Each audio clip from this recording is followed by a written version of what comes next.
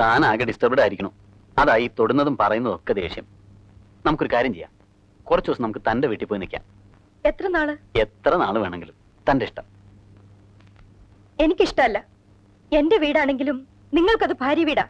ഭാര്യ വീട്ടിൽ താമസിക്കാൻ നിങ്ങൾക്ക് നാണക്കേടില്ലായിരിക്കും. എനിക്കൊരു അഭിമാനമുണ്ട്. വേണ്ട, നമുക്ക് ടൗണിലൊരു വീടെടുത്ത് മാറിയാലോ? എന്തിന്? ഓ, എന്റെ ശല്യം ഒഴിവാക്കി കൊടുക്കണോ അല്ലേ? അതല്ല ശോഭേ, എനിക്ക് കോടതി പോകാനും വരാനും ഒക്കെ ഉള്ള സൗകര്യം. അതിന്റെ ആവശ്യമൊന്നുമില്ല ഇപ്പോ. ഇത് നിങ്ങൾക്ക് അവകാശപ്പെട്ട വീടാ. ഇവിടുന്ന് മാറേണ്ടവര് മാറട്ടെ. നമ്മൾ എങ്ങടും പോകുന്നില്ല. ഇതൊക്കെ ആര് പറഞ്ഞു തന്നു? ഞാൻ അത്ര വിഡ്ഢിയൊന്നുമല്ല, എനിക്കറിയാം.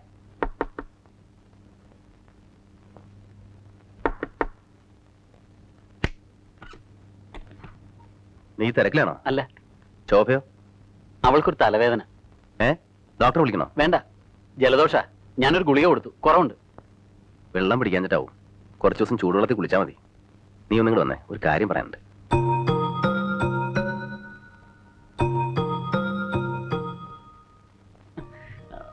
ഏട്ടൻ എന്തോ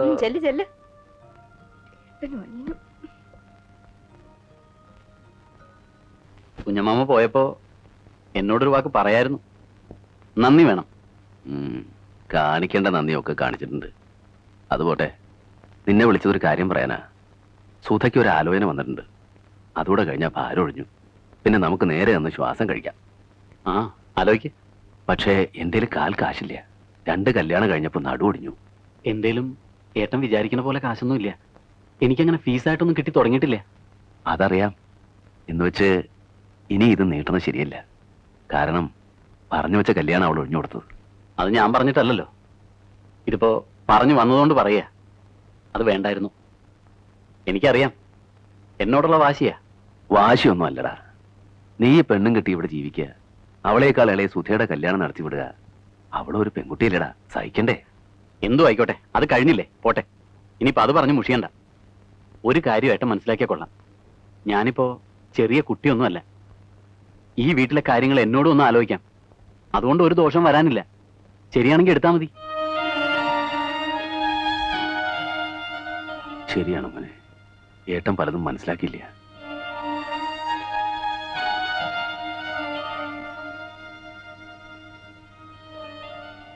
ആലോചന എവിടെ നിന്നാ പറഞ്ഞേ? നല്ല കുടുംബക്കാരാ, വടക്കാഞ്ചേരിന്ന്. എന്ത് ചേരി ആയിക്കോട്ടെ. ഈ കല്ലുവെട്ടുകാരും ഒഴവുകാരും ഒന്നും വേണ്ട. എന്റെ സ്റ്റാറ്റസോടെ ഒന്ന് നോക്കണേ. അതും ഏട്ടൻ ആലോചിച്ചു. ഇനിയിപ്പോ ആരും രാഘവൻ നായരുടെ പേര് പറയില്ല. അഡ്വക്കേറ്റ് വിജയകുമാരൻ നായരുടെ വീട്, വക്കീലിന്റെ പെങ്ങള് എന്നൊക്കെ പറയൂ. അതുകൊണ്ടാ ഏട്ടന് ഈ ആലോചന കൊള്ളാന്ന് തോന്നിയത്. ചെക്കൻ BA കാരനാ, വില്ലേജ് ഓഫീസിലെ ക്ലാർക്ക്. കാഴ്ചയ്ക്കും എടുക്കാൻ ഫോട്ടോ കണ്ടിട്ട് എല്ലാവർക്കും ഇഷ്ടായി. പക്ഷേ അവർ ചോദിക്കുന്ന ഇത്തിരി കൂടുതലാ. ഒരു 50 പവൻ കൊടുക്കേണ്ടി വരും. ഓ, ഒരു ക്ലാർക്കിന് അത്ര കൊടുക്കണോ? കുടുംബത്തിന് നല്ല നിലയാ. സുധയെ ഒരുപാട് വിഷമിപ്പിച്ചിട്ടുണ്ട്. അവളുടെ ഇഷ്ടങ്ങളൊന്നും സമ്മതിച്ചില്ല. അതിന്റെ ഒക്കെ കുറവ് തീർക്കാൻ അവളെ നല്ലൊരു ഇടത്തേക്ക് തന്നെ അയക്കണം. മുഴുവനും നീ സഹിക്കണ്ട. ഒരു 10-15 പവൻ ഞാൻ എങ്ങനെയും ഉണ്ടായിക്കോളാം. ആ, നോക്കട്ടെ. ഞാൻ ശോഭയോടൊന്ന് ആലോചിക്കട്ടെ.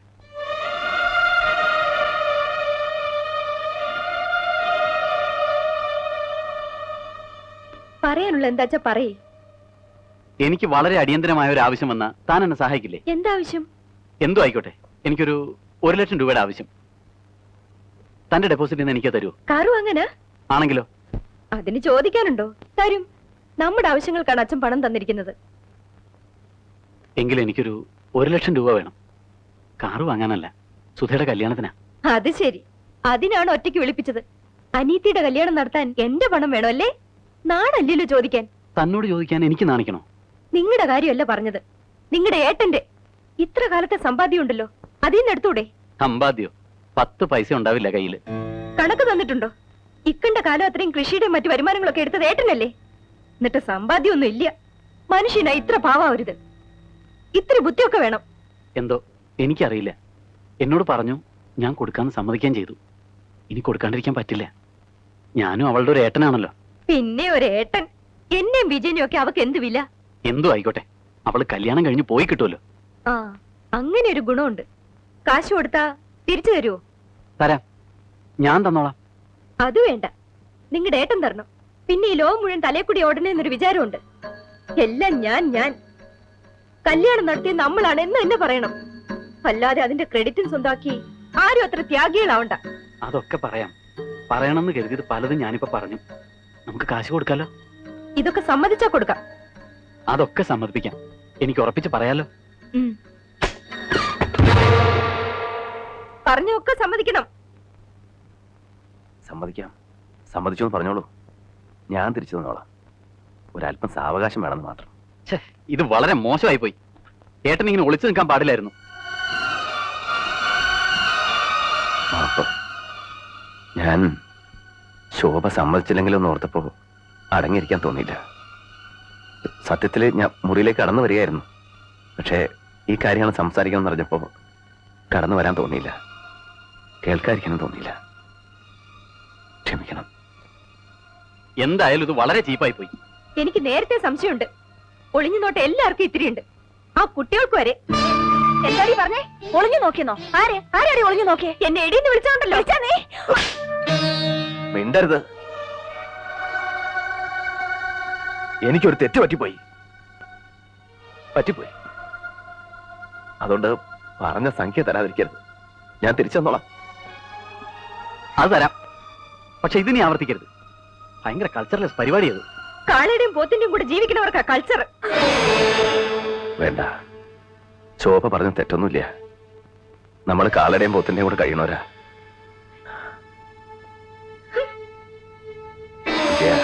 അപ്പോ ഏട്ടനവരോട് വരാൻ പറയട്ടെ. അവര് വന്നോട്ടെ, നമുക്കത് ഉടനെ നടത്താം. ഓ,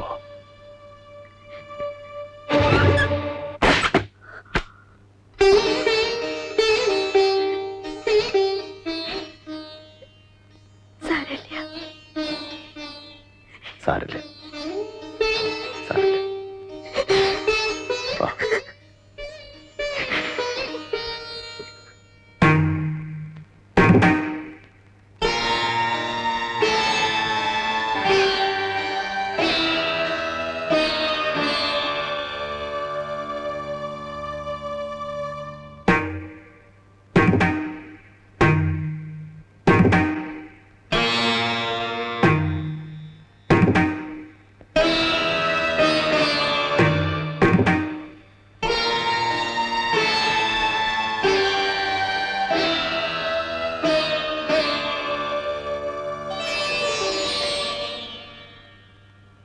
എന്താ രാഘവൻ നേരൊന്നും മിണ്ടാത്തേ?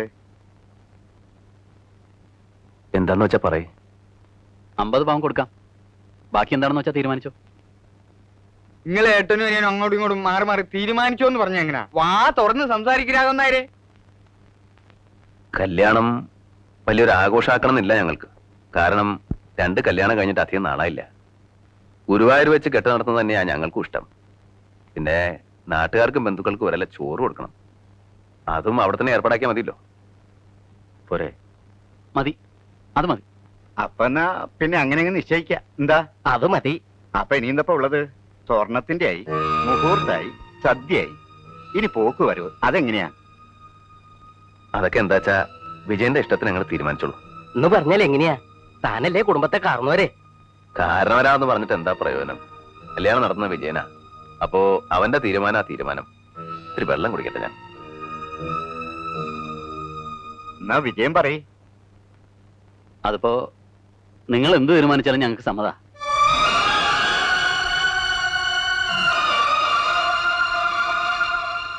എന്തിനാ ഇങ്ങനെ വിഷമിക്കണേ?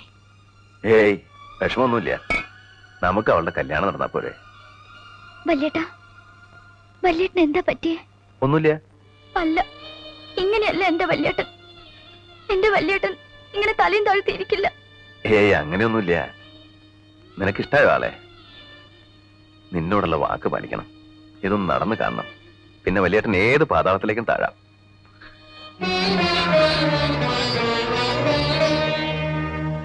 കല്യാണത്തിന് ഒരാഴ്ചയല്ലേ ഉള്ളൂ, അതിന്റെ ഇടയിൽ ഉഴവ്. കല്യാണം എന്നും പറഞ്ഞ് ഉഴവ് നീട്ടിയാ അത് കഴിഞ്ഞാലും ഉണ്ണണ്ടേ? ഇപ്പൊ തന്നെ വൈകി. സ്വർണ്ണം കൊടുക്കണ്ടേ? അതൊന്നും നിങ്ങൾ അന്വേഷിക്കണ്ട. പെണ്ണിനെ ഇറക്കുമ്പോ 50 പവനുണ്ടോന്ന് നോക്കിയാ മതി. അതല്ല രാഘവനായരെ, ചെക്കന്റെ അമ്മാവനെ അറിയാലോ, കാണിച്ചക്കാരനാ. സ്വർണ്ണം കൊടുക്കുമ്പോ അറിയിച്ച മൂപ്പർക്കും കൂടി വരണത്രേ. എന്നാണ് എവിടെ നിന്നാണെന്നൊക്കെ കറക്റ്റ് അറിഞ്ഞു വരാൻ പറഞ്ഞിരിക്കും എന്നോട്. എന്താ അമ്മാവനും കമ്മീഷൻ എന്താ വെച്ചിട്ടാ? അതെനിക്ക് അറിഞ്ഞൂടാ, എന്നോട് ചോദിച്ചറിഞ്ഞു വരാൻ പറഞ്ഞു. വിശ്വാസം ഇല്ലെങ്കിൽ വന്നോട്ടെ. അതൊരു താങ്ങാണല്ലോ രാമനായരെ. കാലം മാറിപ്പോയിനെ. മനസ്സനെ വിശ്വാസമില്ലാണ്ടായി. കൂടപ്പറപ്പനില്ല പിന്നല്ലേ മനുഷ്യന്മാർക്ക്. നടക്കാം അവിടെ മുരിയോ. കണ്ണി കണ്ട ആളുകളെ മുഴുവൻ വിളിക്കേണ്ട കാര്യമൊന്നുമില്ല, മനുഷ്യന് ജോലി ഉണ്ടാക്കി വെക്കാൻ. ഇപ്പൊ മനസ്സിലായോ? ഒരു കല്യാണം നടത്തുകയെന്ന് വെച്ചാ ചെറിയ കാര്യമൊന്നുമല്ല. എന്ന് വെച്ച് എല്ലാം കൂടെ എന്റെ തലയിലൊക്കെ ഏറ്റണോ? എനിക്ക് വയ്യ. പറഞ്ഞ കാശ് ഞാൻ കൊടുക്കാം. കാശുണ്ടെങ്കിൽ പിന്നെന്താ, എല്ലാം നടക്കും. അതിനിപ്പോ ഒരു നടത്തിപ്പുകാരന്റെ ആവശ്യമൊന്നുമില്ല. എന്നാ നീ നടത്ത്, ദിവാകരനുണ്ടല്ലോ.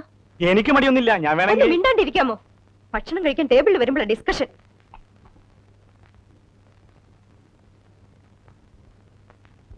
നിന്നെ കാണാണ്ടായപ്പോ ഞങ്ങൾ അങ്ങിരുന്നു. ഒരു പാത്രം ഇങ്ങെടുക്കും മാലു. സുധന്തി അവള് കുളിക്കുക. കൊച്ചൂട്ടൻ വന്നിരുന്നു. സ്വർണ്ണം എടുക്കാൻ എന്ന് ചെല്ലൂന്ന് അറിയാൻ രാധാകൃഷ്ണന്റെ അമ്മാവൻ പറഞ്ഞു വിട്ടതാ. ബുധനാഴ്ച എന്ന് പറഞ്ഞു ഞാൻ. ബുധനാഴ്ച എടുത്തുകൂടെ? ഓ, എന്ന് വേണമെങ്കിലും എടുക്കാം. ചൊവ്വാഴ്ച കാശ് എടുക്കല്ലേ? എന്താ ശോഭേ? ശോഭേ, എന്താ പറ്റിയതാവോ? മനം പുരട്ടിയും തോന്നുന്നു. മനസ്സിൽ പിടിക്കാതെ വല്ലതും കഴിച്ചിട്ടുണ്ടാവും. ഒന്നുമില്ല, നീ എവിടെ ഇരിക്കെ, ഞാൻ നോക്കിക്കോളാം. 2 ദിവസമായി ഞാൻ ശ്രദ്ധിക്കണു. ഒരു വിളർച്ചയും ഒരു അലസതയും. വൈകിട്ട് ടൗണിൽ പോയി ഏതെങ്കിലും നല്ലൊരു ലേഡി ഡോക്ടറെ കാണിക്കേ. കൃഷ്ണ, ഗുരുവായൂരപ്പ. നിനക്ക് മനസ്സിലായില്ലേ? കുടുംബത്തെ അംഗസംഖ്യ കൂടാൻ പോണു. ഇത്തിരി വെള്ളം കൂടി കുടിക്കേ. മതി, വേണ്ടെന്ന് പറഞ്ഞില്ലേ? ഇത്തിരി കുടിക്കും മോളെ, ഇല്ലെങ്കിൽ എന്നെയും ഛർദിക്കും. ഛർദിച്ചോട്ടെ. വേണ്ടെങ്കിൽ കുടിക്കണ്ട, വേഗം റെഡിയാവോ. നമുക്ക് ആ ഡോക്ടർ മല്ലിയെ ഒന്ന് കാണാം. എനിക്കൊരു ഡോക്ടറെയും കാണണ്ട. നിങ്ങളുടെ ഏട്ടനോടൊന്ന് പറഞ്ഞാ മതി. ഭക്ഷണം കഴിക്കുന്ന സമയത്തെങ്കിലും പാടത്തുനിന്ന് നേരെ കയറി വരാണ്ടിരിക്കാം. ചെളിയുടെയും വേർപ്പിന്റെ നാറ്റം സഹിക്കാൻ പറ്റണില്ല.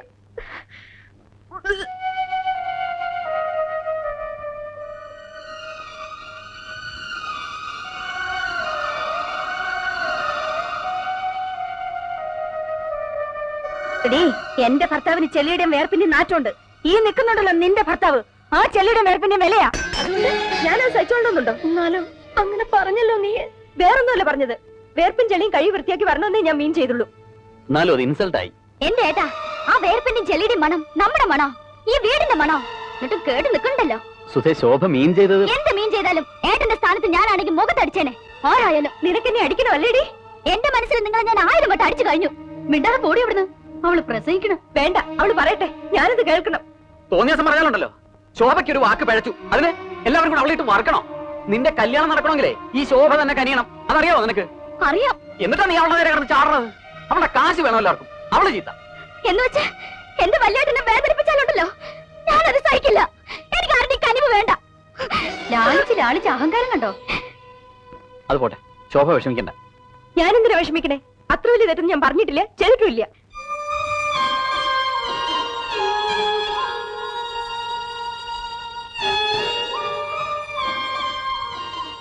ആരല്ലേ മാലതിയെ, ഇങ്ങനെ പിണങ്ങാനും വഴക്കുണ്ടാക്കാനുള്ള സംഗതി ഒന്നും ഉണ്ടായില്ല ഇവിടെ.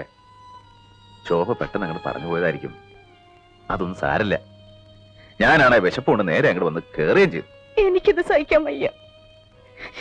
പിന്നെ ഈ സമയത്ത് മൂക്കിന് മണം കൂടും, വായിക്ക് രുചി കൂടും, ചുണ്ടി കൂടും. ശ്രീകുട്ടിയെ ഗർഭണ്ടായ കാലത്ത് നീ എന്തൊക്കെ ചുണ്ടിത്തരങ്ങളാ കാട്ടിക്കൂട്ടിയെ. അന്ന് നിന്റെ മണം പിടിക്കില്ല എന്ന് പറഞ്ഞ് നിന്നെ കൊണ്ട് ചന്ദനത്തൈലം പൂച്ചോളാ നീയെ. അന്ന് എനിക്ക് ഇവൾക്ക് ഗർഭമൊന്നുമില്ല, അഹങ്കാര. ഇനി ഇവിടെ ജീവിക്കാൻ എനിക്ക് വയ്യ. നമുക്ക് എങ്ങടെങ്കിലും മാറാം. ഒരു കൊച്ചു വീട് മതി.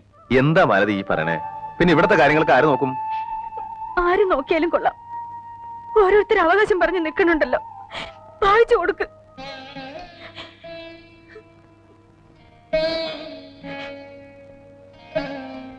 ഈ കുടുംബത്തെ 4 കുറ്റി, 4 അതിര്. ഞാൻ ഇതുവരെ ഒന്നും ആലോചിച്ചിട്ടില്ല. വേണ്ട മാലതി, ഈ മണ്ണ് വിട്ട് ഞാൻ എങ്ങടാ പോവാ? സഹിക്ക, നമുക്ക് ഭൂമിയോളം സഹിക്ക.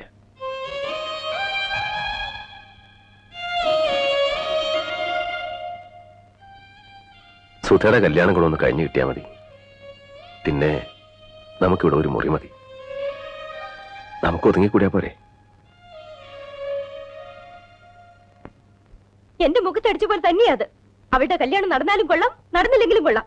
ഇനി എനിക്ക് അവളായിട്ട് ഒരു ബന്ധവുമില്ല. ശോഭെ, ഇക്കാര്യത്തിൽ വാശി കാണിക്കരുത്. അവളൊരു വിവരമില്ലാത്ത പെണ്ണാ. പണം കൊടുക്കാന്ന് നമ്മൾ വാക്ക് പറഞ്ഞതാ. ബുധനാഴ്ച സ്വർണ്ണം എടുക്കാന്ന് ഏട്ടൻ പറഞ്ഞു വിടുകയും ചെയ്തു. പറഞ്ഞു വിട്ടെങ്കിൽ എടുക്കട്ടെ. അവൾക്ക് കല്യാണം അല്ലല്ലോ വലുത്, വല്യേട്ടനല്ലേ. വല്യേട്ടൻ നടത്തി കൊടുക്കട്ടെ. എനിക്ക് എന്റെ അച്ഛൻ തന്ന പണമാ, അതെന്റെ ആവശ്യങ്ങൾക്കാ. അതല്ല നിങ്ങളുടെ അനിയത്തിയുടെ കല്യാണം നടത്താനല്ല. ഇത് ചതിയാണ്. കൊടുക്കാൻ പറ്റില്ലെങ്കിൽ അന്ന് പറയണം, അല്ലാണ്ട് ഈ അവസാന നിമിഷത്തിലല്ല. കൊടുക്കാന്ന് പറഞ്ഞതേ എന്റെ സൗജന്യാണ്, അല്ലെങ്കിൽ ദയ.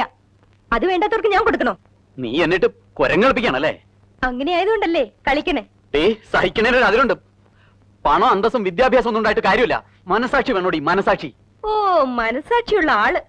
മോഹിച്ച പെണ്ണിന് പുറംകാലം കൊണ്ട് തട്ടിയിട്ട് എന്റെ അച്ഛന്റെ പണവും അന്തസ്സും കണ്ട് വാലാട്ടി നിന്നത് മനസാക്ഷിയുള്ളതുകൊണ്ടാണല്ലോ. ഒരു കാര്യം മനസ്സിലാക്കണം, അഡ്വക്കേറ്റ് വിജയകുമാരൻ നായർ ഒരു റെയർ സ്പീഷീസ് ഒന്നുമല്ല. എനിക്ക് നിങ്ങളോടൊപ്പം ജീവിക്കാൻ ഇഷ്ടമല്ല എന്ന് പറഞ്ഞ മറ്റൊരു വിജയകുമാരൻ നായരെ കണ്ടെത്താൻ എന്റെ അച്ഛന് ഒരു ബുദ്ധിമുട്ടും ഇല്ല. പക്ഷേ അഡ്വക്കേറ്റ് വിജയകുമാരൻ നായർക്ക് ഒരു രാമൻകുട്ടി മേനോന്റെ മകളെ കിട്ടിയത് ഭാഗ്യാണ്, ലോട്ടറി. അതെപ്പോഴും കിട്ടില്ല. ഞാൻ എന്ത് ചെയ്യും ശോഭെ? ഏട്ടനോട് ഞാൻ എന്ത് പറയും? വിഷമിക്കേണ്ട കാര്യമൊന്നുമില്ല. മനസ്സിലാക്കാൻ വേണ്ടി പറഞ്ഞേ ഉള്ളൂ. നിങ്ങളോട് എനിക്ക് ഇഷ്ടം തന്നെയാണ്. നിങ്ങളുടെ വില ഞാൻ കളയില്ല. എന്നോട് പറഞ്ഞതിന് എല്ലാവരും എന്റെ മുന്നിൽ വരണം.